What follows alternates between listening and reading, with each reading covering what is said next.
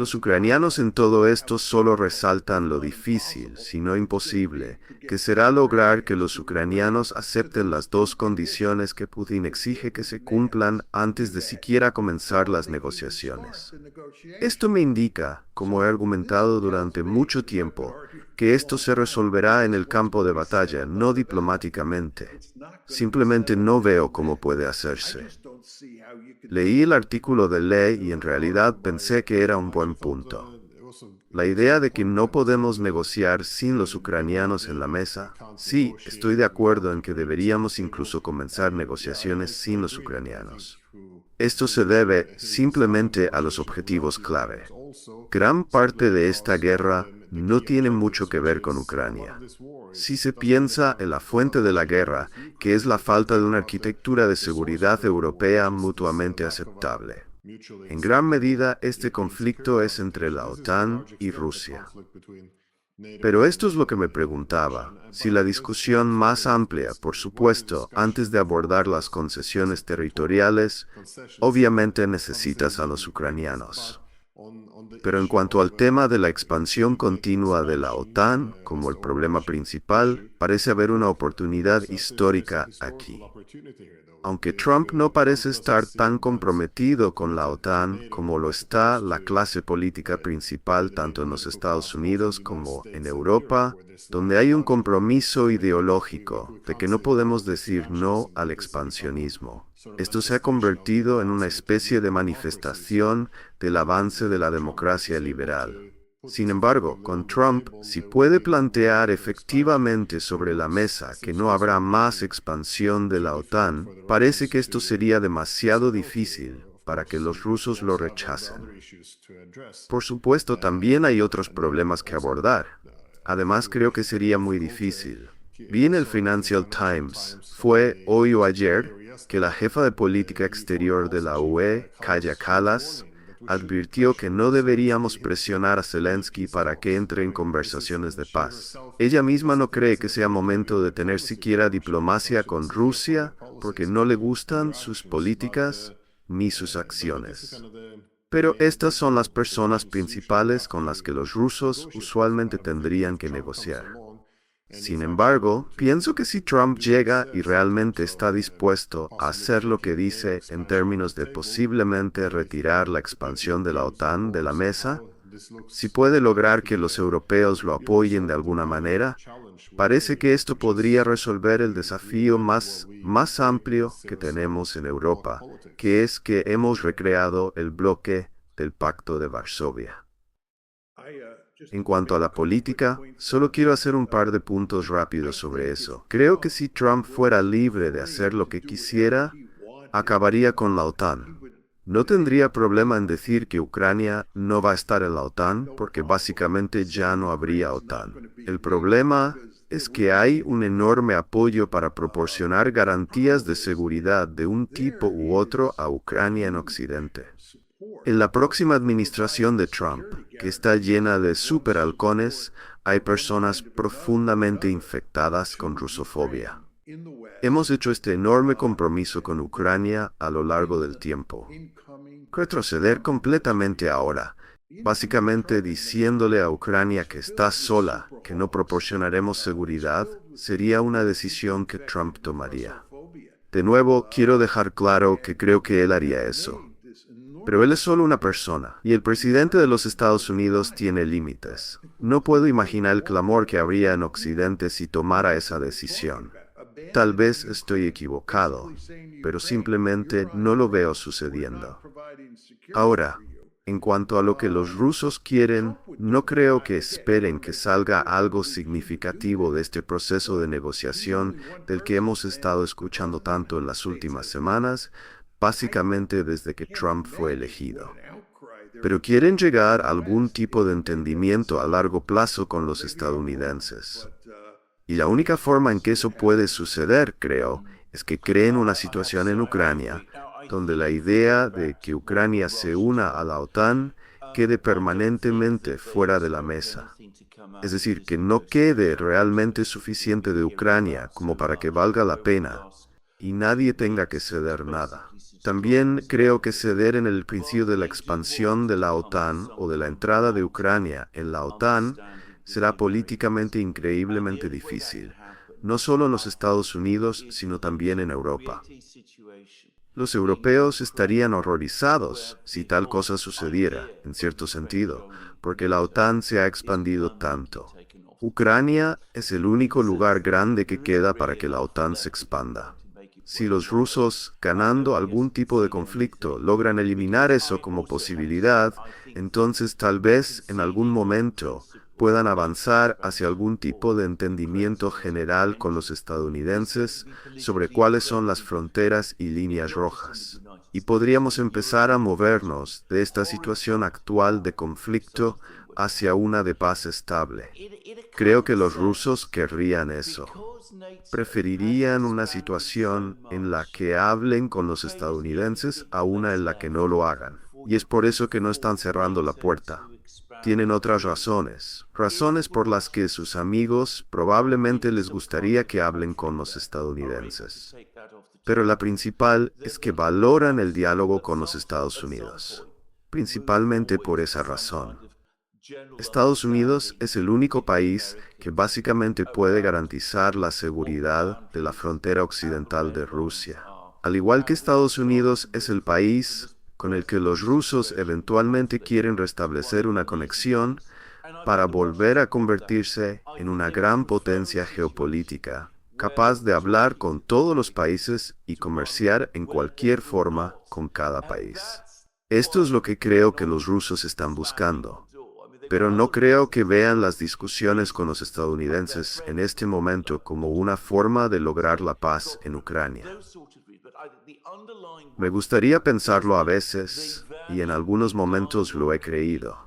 Pero al observar lo que sale de la administración de Trump, tengo la fuerte impresión de que Trump quiere poner fin al conflicto. Al menos alejar a los Estados Unidos del conflicto en la medida de lo posible. También quiere algún proceso de desescalada con los rusos, pero no creo que esté preparado ni en posición de hacer los grandes compromisos que necesitaría para terminar la guerra en sí misma. Por supuesto, estoy de acuerdo con eso.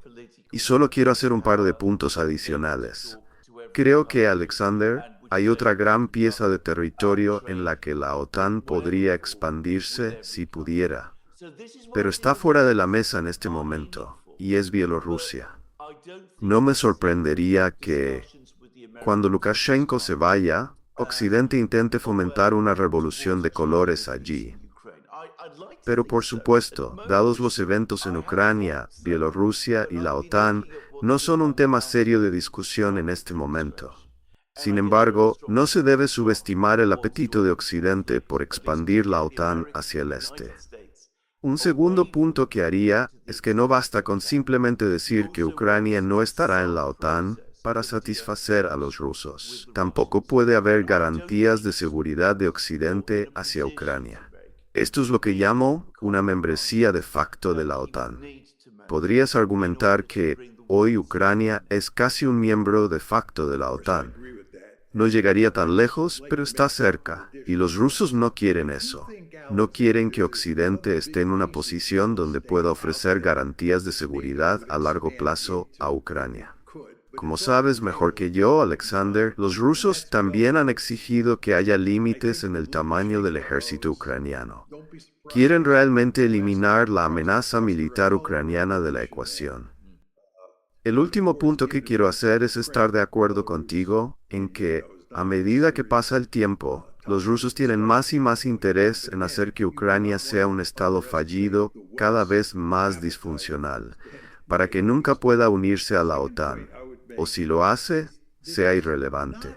Por eso, toda esta discusión sobre mantener garantías de seguridad, o tal vez incluir a Ucrania en la OTAN en el futuro, solo incentiva a los rusos a destrozar aún más Ucrania de lo que ya está. Esto es completamente contraproducente desde el punto de vista de Ucrania, pero seguimos insistiendo en ello porque no somos nosotros quienes estamos muriendo en el campo de batalla. Son los ucranianos quienes están muriendo. Estaría de acuerdo con el tema ruso, porque creo que la principal guerra fría que tenemos ahora con los rusos realmente se trata de averiguar dónde trazar las nuevas líneas divisorias en el continente. Creo que los cuatro países principales obviamente serían el Reino Unido, Georgia, Moldavia y Bielorrusia. Ahora, Ucrania por supuesto se encuentra en conflicto, Georgia parece estar alejándose, Moldavia es menos significativa, pero Bielorrusia por supuesto es una pieza importante para arrebatar a los rusos desde la perspectiva de la OTAN. Por cierto, no estoy en desacuerdo con ustedes dos en lo que respecta a las perspectivas de un acuerdo pacífico. Estoy intentando jugar al abogado del diablo, pero también soy bastante pesimista, para ser honesto. Sin embargo, el tema de las garantías de seguridad es bastante interesante porque el principal argumento que escuchamos a menudo en Occidente es que, en ausencia de la membresía de la OTAN, seguramente los ucranianos necesitan otras garantías de seguridad. Y puedo incluso empatizar con eso, dado el horrible conflicto que han sufrido, que quieran cierta seguridad. Pero no entiendo exactamente en qué consistirían estas garantías, y veo dos problemas. Primero, cualquier garantía de seguridad sería vista como una amenaza para Rusia, que es nuevamente una de las razones por las que tenemos esta guerra para empezar. Segundo, también me pregunto si la OTAN realmente querría proporcionar garantías de seguridad significativas a Ucrania. Esto desacreditaría en gran medida a la OTAN si, obviamente, los ucranianos, al querer recuperar sus territorios en el futuro, intentaran arrastrar a la OTAN a un conflicto con los rusos. Pero la OTAN no estaría muy interesada en ello. Así que si pones todas tus tropas o cualquier tropa en Ucrania y terminan siendo atacadas o al menos sufren bajas, y la OTAN no está en una posición para hacer algo significativo contra Rusia, ¿no desacreditaría esto a la alianza también? Así que parece que todo este discurso sobre garantías de seguridad irá a algún lado, o simplemente tenemos una brecha demasiado grande ahora entre la retórica a la que nos comprometimos en términos de hacer todo por Ucrania y la realidad que poco a poco se va filtrando. Quiero decir algo sobre las garantías de seguridad. El único país que puede dar a Ucrania una garantía de seguridad significativa son los Estados Unidos de América. Y lo que Trump quiere hacer es alejarse de una situación en la que estamos dando garantías de seguridad y pasar a una en la que los europeos lo hagan. Pero los europeos tienen ejércitos patéticos. No hay forma de que puedan proporcionar una garantía de seguridad significativa a Ucrania. Si acaso, esos establecimientos militares en Europa se debilitarán aún más con el paso del tiempo, no se fortalecerán. El ejército ruso de hoy, a pesar de toda la basura que se escucha en Occidente sobre lo débiles que están los rusos o cómo han sido desgastados con el tiempo, es, según el general Kavoli, una fuerza de combate mucho más formidable de lo que era al comienzo de la guerra. Los rusos han reclutado un gran número de tropas este año, y no hay evidencia de que esa fuente se esté agotando. Les va muy bien en el campo de batalla. Dime entonces cómo, en ese contexto, los europeos pueden proporcionar una garantía de seguridad. No pueden. Son los estadounidenses quienes tienen esa capacidad. Y mientras Trump esté en la Casa Blanca, no tendrá interés en hacer eso. Eso es absolutamente correcto. Y de hecho, volviendo a Anatol Lieven, ha escrito otro artículo reciente, muy bueno por cierto, donde hace exactamente el mismo punto. Dice que una de las formas de garantizar la observancia de este alto el fuego, del que todos están hablando y que los rusos nunca aceptarán, sería enviar grandes cantidades de tropas europeas a Ucrania. Dejando de lado que los rusos nunca aceptarían eso, los europeos aparentemente están diciendo que solo enviarían tropas a Ucrania si los Estados Unidos garantizan protegerlas. Entonces, volvemos exactamente al punto que John estaba haciendo. Al final, todo se reduce a los Estados Unidos. Los europeos necesitan a los estadounidenses para esas garantías. Los ucranianos necesitan a los estadounidenses para esas garantías. La única forma real en que esto puede resolverse es, como dije antes, que los rusos y los estadounidenses lleguen a algún tipo de entendimiento. No puede ser un tratado. El Senado nunca lo aprobaría. Pero podrían llegar a algún tipo de entendimiento sobre cuáles serán las reglas básicas del juego en Europa del Este de ahora en adelante. Por desgracia, eso llegará demasiado tarde para Ucrania. Ucrania es un problema en términos de esto, porque parece que necesitas que la guerra en Ucrania termine antes de que eso pueda suceder. O al menos eso me parece. Solo un punto adicional sobre todo este tema. Como ambos saben muy bien, hay todo este bombo en Occidente sobre la amenaza rusa. La creencia de que una vez que los rusos terminen con Ucrania, restablecerán su imperio en Europa del Este. Y esto será una amenaza para Europa Occidental. Bueno, si esto fuera cierto, entonces verías a los europeos, incluidos países como Alemania, Francia y Gran Bretaña, moviéndose rápidamente para realmente fortalecer sus fuerzas militares y enfrentar esta amenaza ominosa. Sin embargo, creo que a pesar de toda la retórica, los europeos, especialmente el público, saben que esto es una exageración de amenazas de primer nivel. Como resultado, los países europeos no están fortaleciendo sus defensas. La exageración de amenazas no está funcionando, y al final, lo que vemos es que los ejércitos en estos países se están debilitando cada vez más.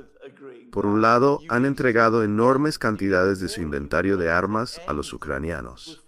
Por otro lado, simplemente no tienen fuerzas de combate formidables. El ejército ruso está preparado para una gran guerra, porque ha estado librando una gran guerra durante los últimos 3 años. Los europeos, no. La idea de que estos países con sus economías debilitadas y su sensación real de que no hay una gran amenaza van a revertir la situación y producir ejércitos capaces de dar garantías de seguridad a Ucrania es simplemente delirante. El aspecto económico, definitivamente, debe tenerse en cuenta porque estoy observando a Alemania también. No es solo un país, de hecho, es el que sostiene gran parte de la Unión Europea. Con esta desindustrialización y el declive económico que enfrenta en este momento, comenzar a construir un gran ejército mientras simplemente están quedándose sin dinero parece absurdo. Además, como señaló John, no parece que estemos creyendo en nuestra propia retórica aquí.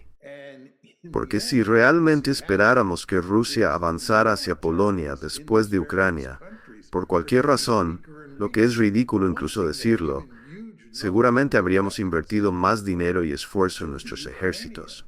Por lo tanto, parece que la retórica está, sí, volviéndose más obviamente defectuosa o debilitada.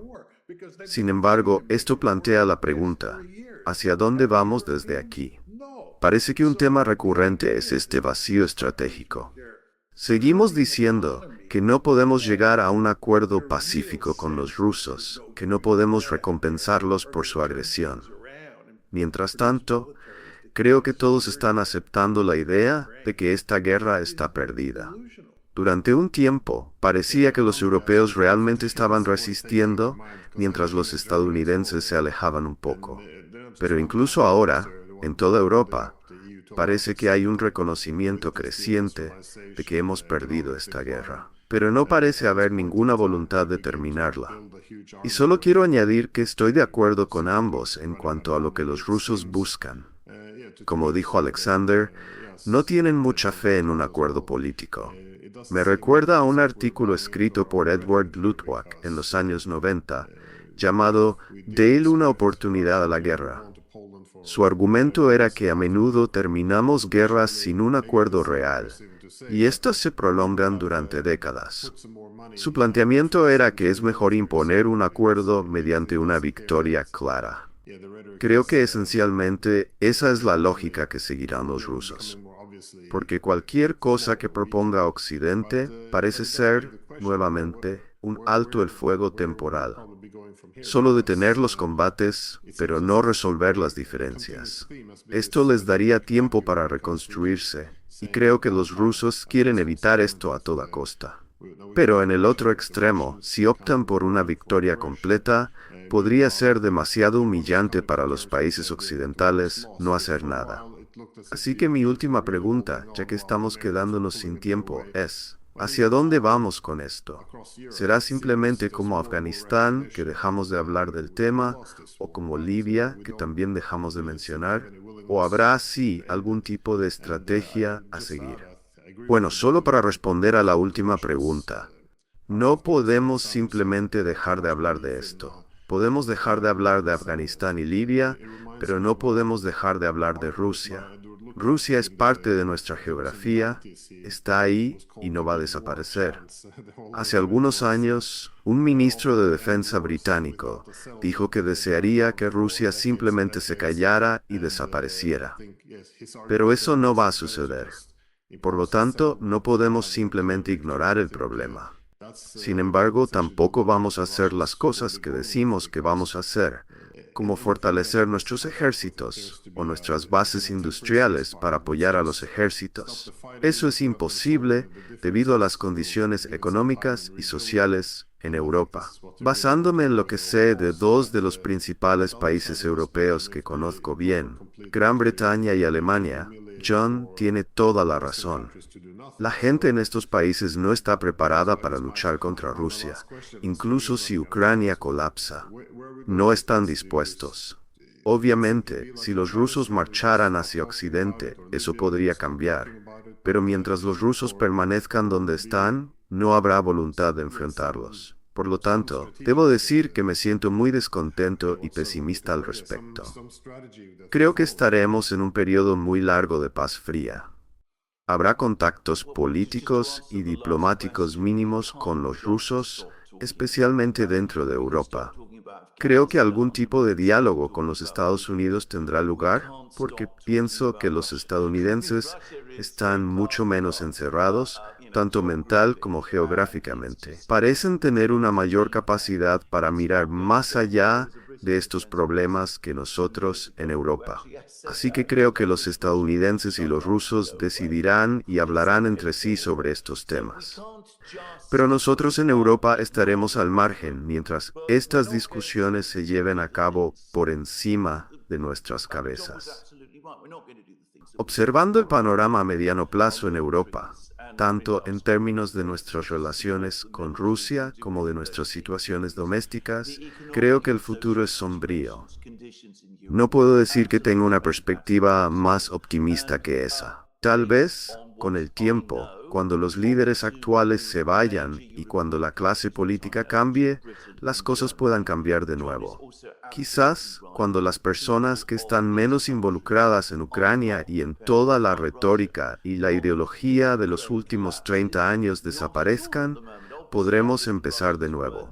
Pero siendo realista, eso tomará mucho tiempo, y no estoy seguro de que lo llegue a ver. Sí, por supuesto, estoy completamente de acuerdo con Alexander. Pero permítanme hacer un par de puntos adicionales y abordar los puntos que hizo desde un ángulo ligeramente diferente. Creo que lo que veremos aquí es un conflicto congelado. No habrá un acuerdo de paz significativo. Y no hay forma, en mi opinión, de que los rusos puedan derrotar decisivamente a Ucrania porque tendrían que conquistar la mitad occidental de Ucrania.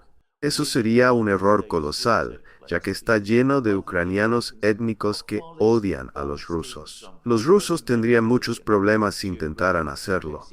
Por lo tanto, creo que incluso si los rusos ganan en el campo de batalla, quedará un estado fallido y disfuncional. Y Occidente continuará aliándose con ese estado fallido y disfuncional. Y lo que veremos será un conflicto congelado. He argumentado durante mucho tiempo que este conflicto congelado es especialmente peligroso, no solo porque Ucrania podría estallar nuevamente, sino porque hay una serie de otros puntos críticos que están entrelazados con el conflicto ucraniano. Uno es el Ártico, dos, el Báltico, donde recientemente hubo un incidente entre un barco alemán y uno ruso. 3. Kaliningrado. 4. Como mencionamos antes, Bielorrusia. 5. Moldavia. Y 6. El Mar Negro. Hay una serie de puntos críticos muy peligrosos que se superponen con este conflicto congelado ucraniano que esperamos. Por lo tanto, el potencial de problemas en el futuro es muy grande, y eso me lleva a mis 3 puntos finales. El primero es que al observar la decisión de abril de 2008 de expandir la OTAN a Ucrania, se ve claramente que fue una decisión catastrófica. Es realmente asombroso lo negativas que han sido las consecuencias de esa decisión. Y no fue solo la decisión de abril de 2008, sino también el hecho de que seguimos insistiendo una y otra vez hasta que llegamos a la guerra en febrero de 2022, y luego volvimos a insistir. El segundo punto que quiero destacar es que, al observar la situación en Alemania, me asombra. Alemania está en graves problemas económicos y parece que no podrá salir de esta espiral descendente en el corto plazo. Esto se debe, en gran medida, a que Rusia ya no proporciona energía barata a Alemania. Esto ha tenido efectos desastrosos en la economía alemana, lo que nuevamente muestra lo desastrosa que fue la decisión de abril de 2008 y la decisión de ir a la guerra contra Rusia por Ucrania. Finalmente, sobre Trump.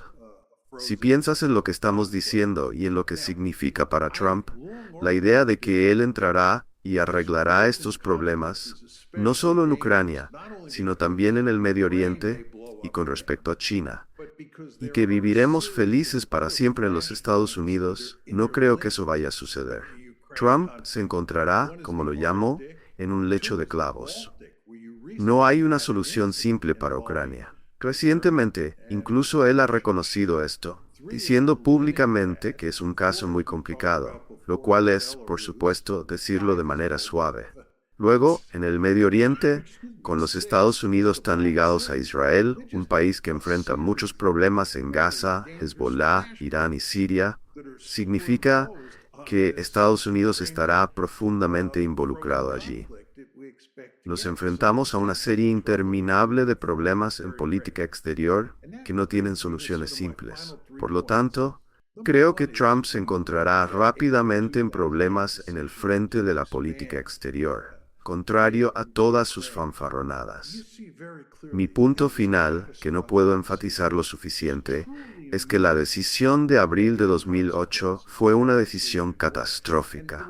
Como decía mi madre, es difícil de creer que hicimos eso. La ironía es que no solo los académicos y periodistas, sino también los propios líderes políticos, tanto en Europa como en Estados Unidos, reconocieron que sería desastroso. Desde Gates y otros líderes dentro de la administración de Bush hasta Merkel, todos sabían que estaba destinado al fracaso, y aún así lo hicieron. Es un fallo de liderazgo que es casi imposible de superar.